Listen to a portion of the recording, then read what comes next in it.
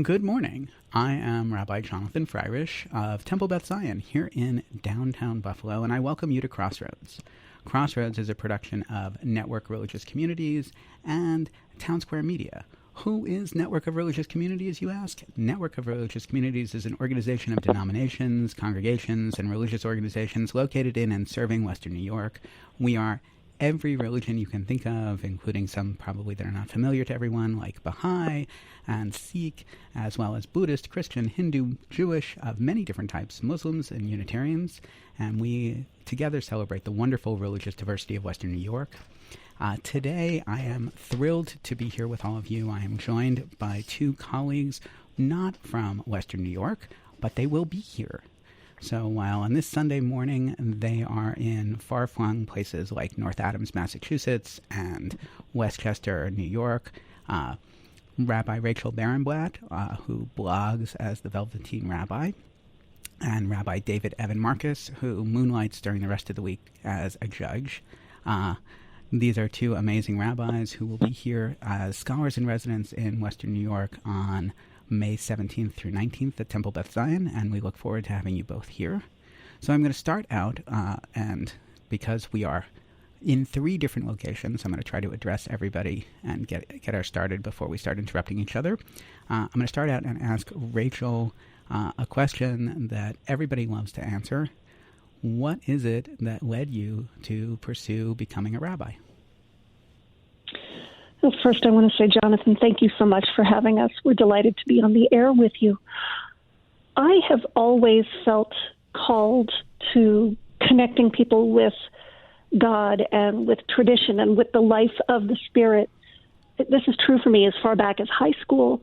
I was in a Jewish youth group at my synagogue. I was part of B'nai B'rith Girls.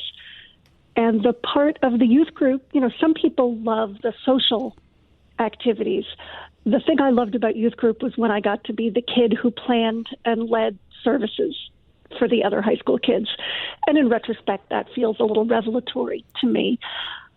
In college, I majored in religion, and one of my dearest friends gave me this book called The Jew in the Lotus, which is the true story of a group of rabbis from across the denominations of Judaism who went together to India to meet up with His Holiness the Dalai Lama to answer the question of how the Jewish people have survived in diaspora for so long.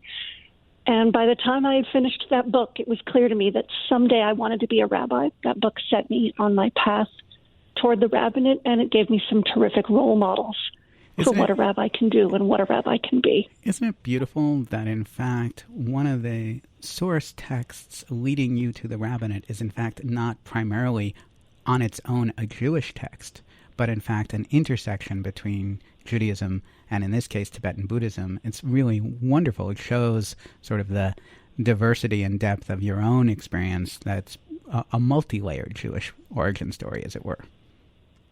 Well, that was part of what called to me about the book, was both the diversity of Jewish voices represented there and the diversity of Jewish practice, which was pretty tremendous.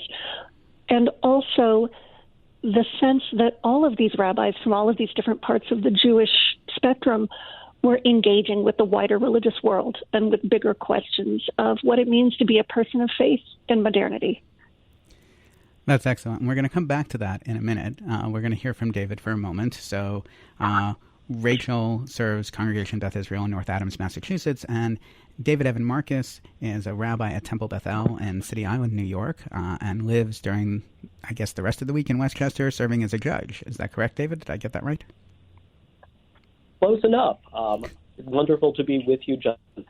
I serve as a judicial referee in the New York Supreme Court 9th Judicial District, which is in the lower Hudson Valley. It covers 5 counties from the New York City border north, about halfway to Albany. So depending on who is listening to this broadcast, it's either upstate or downstate, and I know politically that is not a conversation that I'm going to have in public. Yes, we won't make you sacrifice your judicial impartiality on the air. There you go. I work to support my rabbinic habits, as they say. I have a congregation that I serve in coastal New York called Temple Beth El of City Island, which we affectionately know is your shul by the sea. City Island is a part of New York City that looks like it belongs somewhere in down East Maine. It is a still fishing village that juts out from the Bronx into New York Harbor, and we draw congregants from across the New York tri-state area. Fishing village in New York City. I think that sounds like a name for a good novel or a memoir for the rabbi of City Island. So David, what led you into the rabbinate? Well, the long about answer is long, but the short answer is Rachel. Rachel and I had gone to college together, and the book that was formative for Rachel also was formative for me. I had read it and invited her to read it. At the time, I was serving as the student religious director at what answered for our college, Hillel, in a small college in Massachusetts. Oh, you can say Williams. It's okay. I can say Williams. So there I am, the religious director at Williams. Some students of the religious persuasion that I call Judaism did things by the book in a certain way, and some did it by the book in another way, and some did it by no book that I knew, which to me was fantastic. But to them at the time, and college students being college students, we all took ourselves very seriously. It just seemed very political. And I said to myself, you know what? This thing just seems so political, I might as well go into politics. Well, that's what I did. Out went the idea of serving as a rabbi. I got a law degree. I got a policy degree. While I was in law school, I looked up at one of the cornices of an academic building at my law school, and I saw engraved there the words that I would later associate with Exodus 18. Teach them ordinances and laws, suitably enough for a law school, and show them wherein the way they must work and the work that they must do. And I thought to myself, wow, this seems pretty cool. What I didn't realize at the time is that that was a biblical phrase. So I later associated that, because I looked it up, with Bible, and I thought, somehow Bible and law intersect. Somehow faith and public service intersect. And I didn't fully understand how. It would be some years later when I took a leave of absence from my public service job to go work on a political campaign that Rachel said, there's this retreat for Jewish spiritual leaders. You ought to go. I said to her, you're on crack. I'm in public service. I'm not going to be clergy. I would not want to be a spiritual leader. She said, you're going. Well, I went. And one thing led to another, and I found my teachers. What I didn't know is that one could be a spiritual leader in any sense of the word and also be in government service. I said to one of my mentors at the time, I don't know how to do this. I don't think it's ever been done. The whole phrase of separation of church and state exists for a reason. What should I do? And my mentor said, well, maybe your life will evolve into the answer. And at the time I thought, oh, you very nice but misguided man. But years later, it turned out that he was right, that the separation between church and state or synagogue and state or faith and politics, while those separations are important, they're not impenetrable. They're not brick walls. Right behind me on the bench are the words, in God we trust. And wow, that's a whole other conversation. It is another conversation, but it convinced me that the conversation could be had. And that simply saying that it wasn't so or couldn't be done was not an accurate depiction of either faith or public service as those constructs have come to be understood throughout our nation's history. Well, certainly, and I'm going to interrupt you here for a second because I want to let everybody know that you're listening to Crossroads, which is a production of the Network of Religious Communities, and I'm Rabbi Jonathan Freirish here in Buffalo, and our guests today are calling in remotely from North Adams, Massachusetts. That's Rabbi Rachel Barenblat and Rabbi David Evan Markus from City Island in Temple Beth El in New York City was just speaking, and we're talking really about the intersection of our lives between public service, the people that we are in public and the spiritual life. The two of you are coming and joining us to lead us in worship in the inner life. But the inner life, of course, is meant to be played out. And a fundamental Jewish teaching is that we are whole people because we have deep, profound spiritual journeys that support taking a stand in the outer world. I like to sum this up by saying that one can't be a mystic without being a mensch. And of course the word mensch in Judaism is Yiddish for a person of integrity, that we have to be a person of values if we are also to have a strong spiritual life. So with the one of you, so we can go back to Rachel, you're going to come and you're going to teach a class for us on poetry and psalms. You're going to lead us in a Saturday morning service and Torah study and a Friday evening service with David. We've got all sorts of stuff going on. Tell me, for you, where is this intersection? Where's your journey taking you, and how are you leading us in this idea of the personal, the spiritual, and the public, and the active? So for me, there needs to be a connection between inner life and outer life, right? Between what goes on the inside and the face that we show to the world. And this is a very Jewish idea. My spiritual path, my path to the rabbinate, took me through a detour into poetry. Poetry is my other vocation. I got a master's in writing and literature from Bennington before coming to rabbinical school. And for me, the path of poetry is very akin to the path of prayer. They both require carefulness of language. They both require being attuned to what's going on inside. What am I really feeling in this moment? And what am I called to speak forth, whether those are words in a prayer book that someone else wrote that I'm now giving voice in my own way, or whether they are the words of my own heart. One of the things that I love about being a rabbi is that some of the biggest tools in my spiritual toolbox, which for me includes poetry and regular prayer and song and learning, all of those are part of my job. I get to come lead Saturday morning services, whether I'm doing that at my community here in the Berkshires or when I come to Buffalo. I get to come and pray and sing and engage with poetry and scripture and big ideas and meaning, and I get to call that my day job. That's what I do for a living. And that's a pretty extraordinary thing to me, and it's something that makes me feel pretty blessed. It's a beautiful expression of the fact that when we share the inner journey, we create something bigger than ourselves, outside of ourselves, in the sharing itself. Thank you.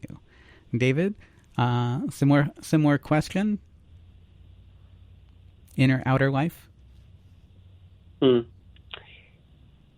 one of the things that I've noticed, especially in this time in society, is that there are a lot of people searching for meaning in their lives more overtly than might have been the case in past years and past generations.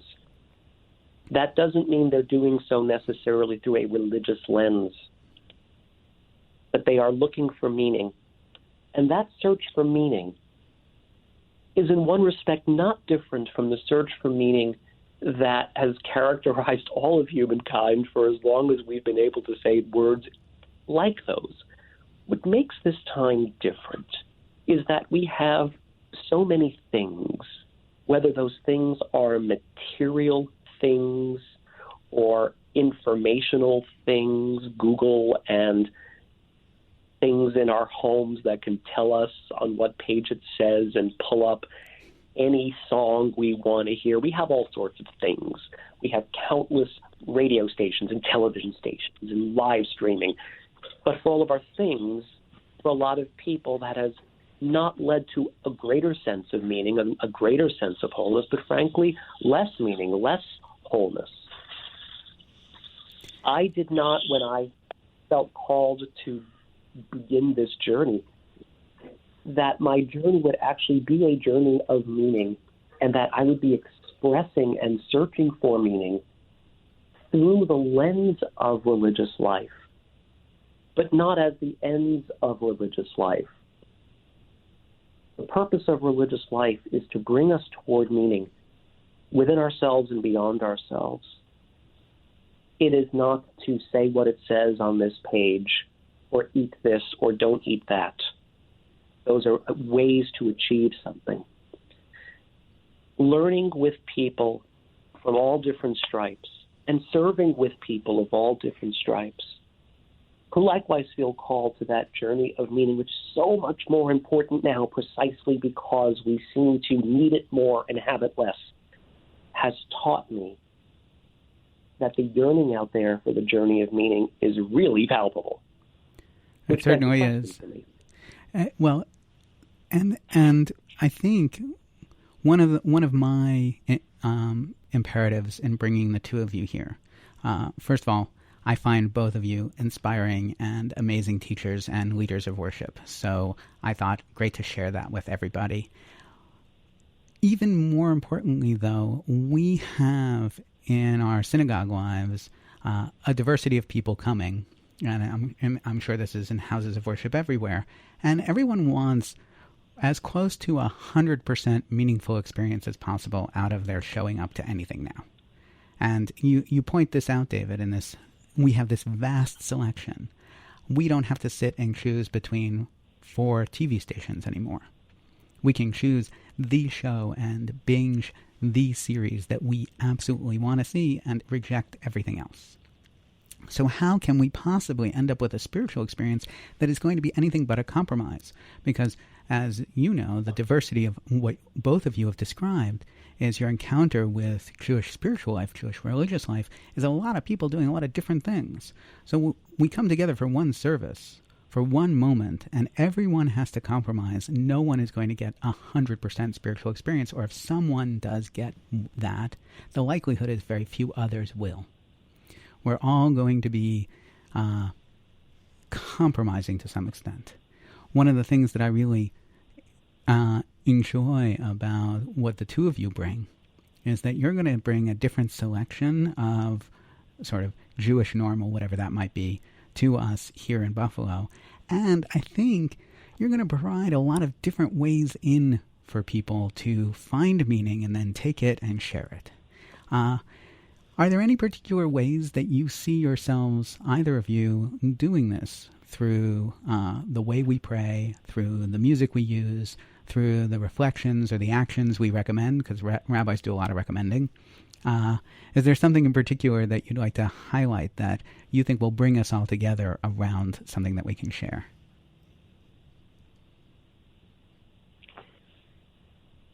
I think there's always a tension between individual spiritual practice and communal spiritual practice.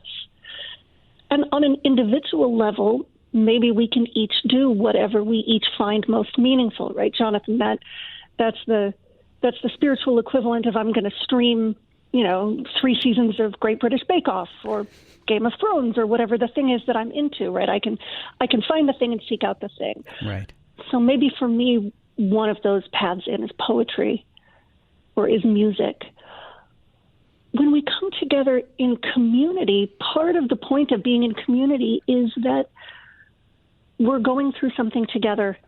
And in the same way that communities go through ebbs and flows, through difficult times, through difficult moments together, and through moments of celebration and sweetness, every time we come together as a religious community on a Friday night or a Saturday morning, it's that experience in microcosm. Someone in the room is going to be grieving. Someone in the room is going to be rejoicing. Someone in the room is going to be thinking, I'm not entirely sure what I'm doing here. Our job as leaders of prayer and leaders of song is to try to bring all of those people into an experience together. And it's not so much about the words on the page, although I think we have some very nice words to use. It's not even so much about the individual melodies that we bring, although I love all of the melodies that we've chosen. It's about the experience of joining our hearts and our voices and our beings, our presence together in song and in community and in prayer that allows us to emerge from that experience feeling different than we did when we walked in. Beautiful, yeah. David, did you have something to add? Maybe a couple of things. And one of them is timed to this moment in the Jewish lectionary, the Jewish cycle of reading Torah. This week's Torah portion says in Hebrew, Kedoshim Tihiyu, that you will be holy, you collectively, or in the southern vernacular that Rachel grew up with in Texas, y'all will be holy. By its nature, y'all is communal, y'all is collective. But that stands in very stark contrast to the Western ethic that most of us were reared on, that we receive in our social media, that we get at work, that we read in the papers, that we're taught is our civic right of individual rights and individual liberties and individual experiences. The very notion of your question, Jonathan, that we're all going to need to make sacrifices. Yep, it's absolutely true. That's part of what defines a community. And it's precisely in doing that and becoming a community, being larger than the sum of our parts, that we aspire to that notion of holiness, which I'll recast as meaning beyond ourselves. So exactly by doing that, we aim to achieve some of that. Of course, the experience is also felt individually. And in this respect, I'll offer a strange analogy. Each of us is going to be sitting in different seats, literally and figuratively. For those of us who go to gyms or work out or have any physical regimen at all, we each experience that regimen in proportion to what we put into it. But the mere fact of having a treadmill or having a weight or watching a yoga tape or is not actually going to achieve anything. When Rachel spoke about experience, that is a profound and often, sadly, overlooked aspect of communal spiritual life. That we're not just the Jews of the potted plants or the Christian parishioners who are sitting there watching a show or whatever the religious tradition may be. If we are not actively, individually engaged in experience of what's happening within us as a way of touching what is beyond us, and then take that and bring it out into the world, then it's a skit, then it's a show. And it may be a very nice show. But it's just that. So what we aim to achieve is balance of both. So just to let everybody know, this is Crossroads, a production of the Network of Religious Communities and Town Square Media. I'm Rabbi Jonathan Freirish, joined today here in Buffalo over the phone by Rabbi Rachel Barenblat and Rabbi David Evan Markus. And we just hinged off of a teaching from this week's Torah reading, this week's reading in Leviticus chapter 19, verse 1, that talks about the communal nature of holiness, that talks not just how each individual has to be holy, but we achieve holiness together. In fact, it goes even farther, as Rabbi Markus alluded, than just using the plural. It says the entirety of the community of Israel must pursue holiness together. And it taking place in the middle of Leviticus, which seems to be focused on the priesthood, nonetheless shifts from the leaders of the community to the entirety of the community, that all of us must show up and participate together. And thus, linking all of your observations, both of you, and your reflections, your wisdom about the need for doing internal work that happens among people and thus transforms one another and our communities together.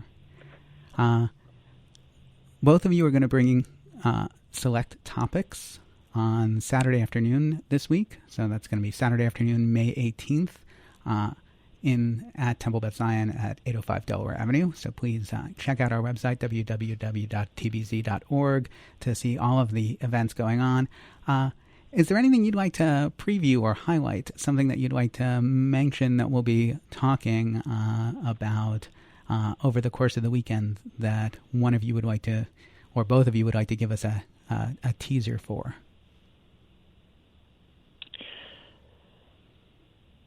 One of the things we're going to be exploring, hopefully experiencing, learning about in a variety of ways is what it means to live in holy time, what it means to take note of when and where we are in the holiday cycle, when and where we are on the calendar, and how that noticing, that mindfulness can enable us to lift up the gifts that we bring to our communities, to the world, and the work that we need to do. So we look forward to opening that up with y'all. And this time of year, this is perhaps the most intensely Jewish Crossroads that I've done in a long time. This time of year in the Jewish calendar is one where we count every day. And so the sequence of counting the days and increasing our mindfulness of the passage of time as something not to be missed. So, so that'll be the Torah of time, as you call it, will be Saturday morning at 9:15 on May 18th. And David, did you want to mention anything? Sure. So I'm going to be bringing forward two particular issues that arise from my work in public service. One of them, which sounds like a Jewish issue, but hint, hint, it's very much not. If you ask voters, what's a Jewish issue? I mean, obviously the first thing they're going to say is something about Israel. And I'd like to explore whether that's really true. What's a Jewish issue, and do Jews actually have a duty to vote? And what does that mean, and for what should we vote? Now, I can't take partisan positions because of my day job, and I would argue that if you answer those questions in terms of partisanship, then you're getting the answer wrong anyway, but we'll unpack part of that. The other thing that I'll be doing, that would be Saturday afternoon, and then on Sunday morning, I'm going to be sitting with members of the bar in Western New York State and talking about what it's like to be a lawyer and conduct ourselves professionally when there are things happening inside of us that we sometimes feel like we can't bring to the table. Like any profession, whether it's doctor or teacher or lawyer or, rabbi, we have inner lives. And how do we live our inner lives compatibly with our professional responsibilities without feeling like we've been sliced and diced into pieces? I have to do that because in my day job, there are restrictions ethically, which makes sense because there are things that we expect judges not to do. But in my clergy role, there are other things that you expect that I should do. How do I walk that two-step and still remain a whole person? What can we learn as professionals to make the practice of law and public service and serving our communities more holistic, to break down that barrier somewhat between what happens inside and what happens outside, and also be authentic to both? So that'll be Sunday morning. So, Rabbi Rachel Barenblat, Rabbi David Markus, I am so looking forward to you joining us here in Western New York. I think we've covered an immense amount of ground today and hinted at a lot of different things. The power of a community coming together and praying and transforming words on the page into words of the heart, and those words of the heart into words that we speak and collaborate on to transform the world together. We have poetry and liturgy and music and discussions of law and politics, which hopefully will not cause David to lose any of his professional standing in the world, and any number of other things going on this coming weekend, May 17th through 19th at Temple Beth Zion here in Buffalo. And I really can't thank you both enough for joining us here and for joining us today on Crossroads, which is this amazing radio project of the Network of Religious Communities that is broadcast every Sunday morning with the help of Town Square Media. And so the two of you, I wish you a very, very good week. good counting of the days, and meaningful journeys and safe journeys on your way here to Western New York at the end of the week. Thank you so much for joining us today. Thank you for having us. Totally delighted. Thank you again. Thank you, everybody. And we say good morning.